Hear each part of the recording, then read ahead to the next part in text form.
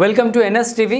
నేను రాజీవ్. ముందుగా హెడ్లైన్స్ చూద్దాం. కామారెడ్డి జిల్లా బాన్స్వాడలోని ఏనుగు రవీందర్ రెడ్డి కార్యాలయంలో బాన్స్వాడ నియోజకవర్గ కాంగ్రెస్ పార్టీ సీనియర్ నాయకులు పత్రికా సమావేశం నిర్వహించారు. ఈ సందర్భంగా రాష్ట్ర ఎంపీటీసీల ఫోరం మాజీ అధ్యక్షులు ఎలమంచిలి శ్రీనివాస్ మాట్లాడుతూ పోచారం శ్రీనివాస్ రెడ్డి నియోజకవర్గ అభివృద్ధి కోసం, రైతుల సంక్షేమం కోసం పార్టీ మారుతున్నారని చెప్పిన విషయం పచ్చి అబద్ధమని, కేవలం అతని కొడుకులు బిల్లులు మంజూరు చేయించుకోవడం కోసమే పార్టీ మారానని అన్నారు. నియోజకవర్గం కాంట్రాక్టర్లు పనులు చేసిన మాజీ సర్పంచ్లు, ఎంపీటీసీలు, కాంట్రాక్టర్లు బిల్లులు రాక ఇబ్బంది పడుతుంటే పోచారం శ్రీనివాసరెడ్డి పార్టీ మారి కేవలం అతని పుత్రుడి బిల్లులు 532 కోట్లు మంజూరు చేస్తున్నారని, దీనికోసమే వారు కాంగ్రెస్ పార్టీలో చేరారని తెలిపారు. అందుకు సంబంధించిన మా వద్ద ఆధారాలు ఉన్నాయని కుండబద్దలు కొట్టారు. ఇకనైనా పోచారం శ్రీనివాసరెడ్డి అబద్ధాలు, అసత్యాలు చెప్పడం మాని వాస్తవాలు మాట్లాడాలని, కాంగ్రెస్ పార్టీని గ్రూపులుగా విడగొట్టే పనులు మానుకోవాలని సూచించారు.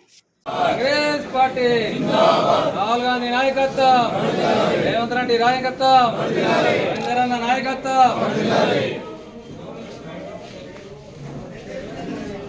కాంగ్రెస్ పార్టీ, కాంగ్రెస్ పార్టీ, రేవంత్ నాయకత్వం, రేవంత్ నాయకత్వం.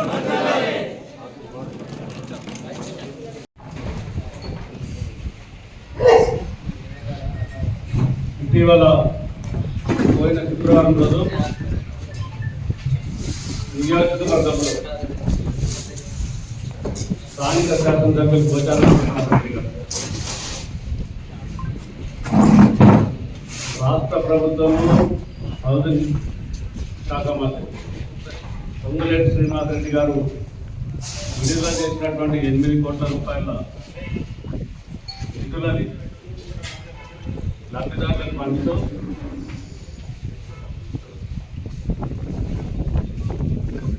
నియోజకవర్గంలో ఉన్నటువంటి పరిస్థితుల దృష్ట్యా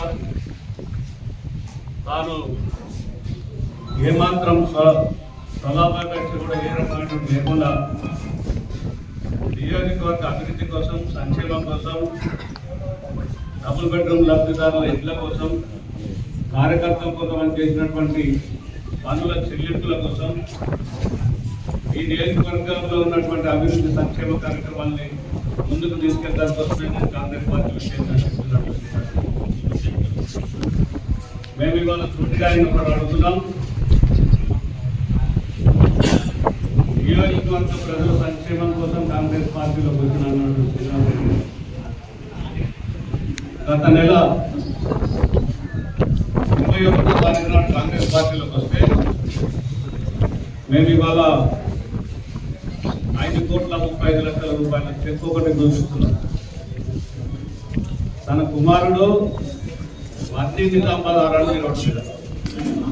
ఆర్ఎండి పనులు సంబంధించినటువంటి చెల్లింపులకు సంబంధించినటువంటి చెక్ 5,35,00,000 రూపాయల చెక్ తీసుకున్న మాట వాస్తవం కావాలి. 1977 నుంచి ఈరోజు 2024 వరకు 44 ఏళ్ల రాజకీయ జీవితంలో మామూలు సైడ్ రైళ్ల కాంట్రాక్టర్, మామూలు సీసీ రోడ్ల కాంట్రాక్టర్గా రాజకీయాలకు వచ్చినటువంటి శ్రీనివాస్ రెడ్డి గారు ఆ రోజు నుంచి ఈ రోజు వరకు బాన్స్వాడ నియోజకవర్గాన్ని ఒక ఆదాయ వనరుగా ఏర్పరుస్తారు.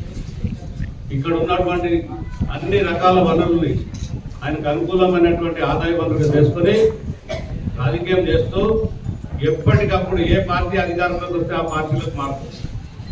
కాంగ్రెస్ పార్టీ నుంచి తెలుగుదేశంలోకి, తెలుగుదేశం నుంచి టీఆర్ఎస్లోకి, టీఆర్ఎస్ నుంచి మళ్ళీ వారు కాంగ్రెస్లో వచ్చినట్టు శ్రీనివాస్ రెడ్డి గారు ఎప్పటికప్పుడు ఆయన ఆదాయ వనరుగా ఉంచుకోవడానికి కోసమే పార్టీలు మారిన తప్ప ఎవరి సంక్షేమం కోసం మొన్న లబ్ధిదారులకు ఇండ్ల బిల్లు పంచే కార్యక్రమంలో కావాలి.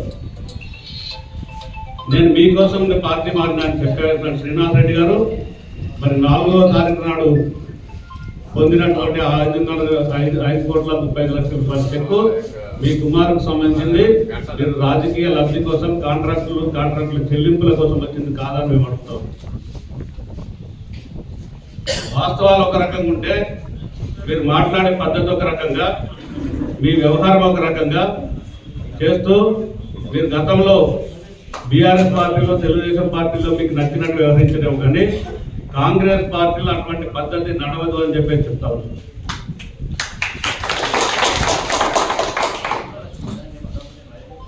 5,35,00,000 రూపాయల చెల్లింపులు మీ కుమారుడికి ఇచ్చే వల్ల మీరు ఏదైతే మీ ఎంబట 20 ఏళ్ళు 30 ఏళ్ళ నుంచి ఎవరైతే మీ ఎంబట ఉండి మరి గత ఎన్నికల ముందు సంవత్సరం 2 సంవత్సరాల ముందు పనిచేసినటువంటి మీ కార్యకర్తలకు చెల్లించుంటే ఒక 30-40 మంది కార్యకర్తల బిల్లులన్నా చెల్లింపులు జరిగాయి కదా అని చెప్పేసి అడుగుతాం.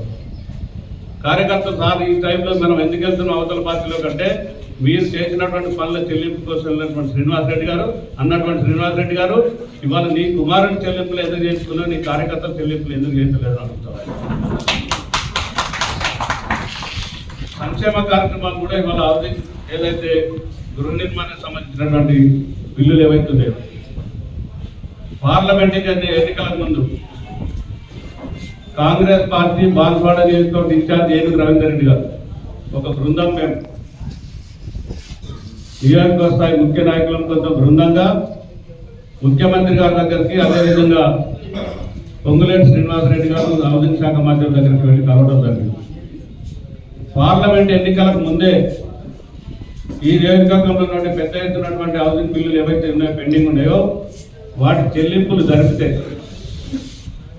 కాంగ్రెస్ పార్టీ పార్లమెంట్ ఎన్నికల్లో ఈ నియోజకవర్గంలో మెజార్టీ రావడానికి అవకాశాలు ఉంటాయని చెప్పినటువంటి సందర్భం. ఆ చెప్పిన క్రమంలో కూడా ఏవైతే బిల్లులు ఉన్నాయో వాటిని ఒక క్రమ పద్ధతి ప్రకారం వ్యక్తిగతంగా ఇల్లు కట్టుకున్నటువంటి లబ్ధిదారులు ఎవరైతే ఉన్నారో వారికి చెల్లించాల్సినటువంటి సొమ్ము జిఎస్టీతో సహా కలిపి చెల్లించాల్సినటువంటి పరిస్థితి ఉంది. ఆ రకంగా చెల్లించకపోతే లబ్ధిదారుడు నష్టపోయేటువంటి పరిస్థితి ఉందని మేము పొంగులేటి శ్రీనివాసరెడ్డి గారికి స్పష్టంగా చెప్పినటువంటి సందర్భం. అదేవిధంగా మొన్న చెల్లించినటువంటి చెల్లింపులు ఏవైతున్నాయో ఆ చెల్లింపులని హౌసింగ్ సంబంధించినటువంటి సిబ్బంది లబ్ధిదారుడు పూర్తి చేసుకునే క్రమం ప్రకారం ఆన్లైన్ క్రమం ప్రకారంగా ఎవరెవరు ఏ క్రమంలో లబ్ధిదారుల బిల్లులు ప్రభుత్వానికి సమర్పించబడ్డాయో వాటి క్రమం ప్రకారం చెల్లించమని చెప్పినటువంటి సందర్భాన్ని శ్రీనివాసరెడ్డి గారు మొన్నటి విడుదల తర్వాత తనకు నచ్చినటువంటి కాంట్రాక్టర్లు తనకు నచ్చినటువంటి గ్రామాలు కొన్ని ఎన్నిక చేసుకొని వాటిని స్వార్థపూరితంగా హౌసింగ్ అధికారులను పిలిపించి వాళ్ళని బెదిరించి ఈ బిల్లులే చెల్లించాలనేటువంటి చెప్పినటువంటి సందర్భాన్ని కానీ మేము ఎండగడతో ఇవాళ ఒకటే చెప్తున్నాం. భవిష్యత్తులో ఏ చెల్లింపులు జరిగినా ఆ చెల్లింపులు క్రమంగా ఆన్లైన్ సిస్టమ్ ప్రకారం రెండోది కూడా లబ్ధిదారులు ఎవరైతే నిజమైన లబ్ధిదారులు వాళ్ళకి చెల్లించాల్సి చెప్తా ఉన్నాం. ఇంకొక విషయం మరి చెల్లింపులో కూడా కొన్ని గ్రామాల్లో 2 రోజులు మేము పూర్తి స్థాయిలో మనం ఒక లిస్టు క్లియర్ చేస్తున్నాం. 50 లక్షలు